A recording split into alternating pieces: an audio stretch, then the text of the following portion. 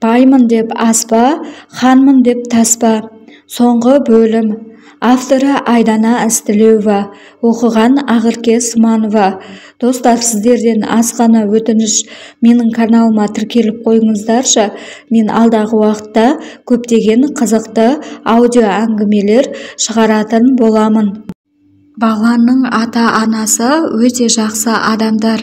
Қанша ақша, байлық болса да біз сияқты шашылған жоқ. Бағлан ауырып жүрсе де бизнесін тастамады. Үйінде әрқайсысының өз жұмысы бар, ертеңдерін ойлайтын адамдар. Бұл әңгімеден соң бір-бірімізбен сөйлесіп тұру үшін телефон нөмірімізді алдық. Мені подъездің алдына дейін шығарып салды. Үйге кірсем, әжем ұйықтап жатыр екен. Оятып алмайын деп жайлап барып, орныма жатып, көз іліп алдым. Таңертең әжем маған дәмді етіп таңғы ас дайындап қойыпты. Көптен бері әжеммен әңгімелеспегенмін. Бүгін бір ақтарылдым. Бағлан туралы айтып бердім.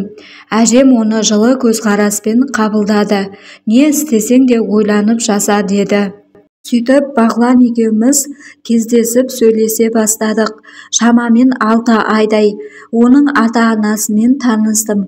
Олар мені жылы қабылдады. Әжеммен де танысып арада тәтті шай өтті. Көп ұзамай болашақ өмірге қадам басып, екеуміз отау құрдық.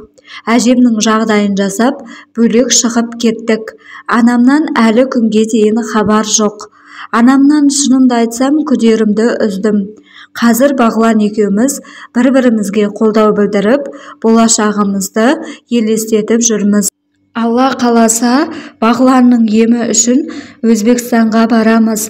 Ендігі бар ниетім, Бағлан құлан таза айығып кетсе екен деймін. Бала-шағамыз көп болып, бақытты ғұмыр кешіп, бір жастықта қартайсақ екен деймін.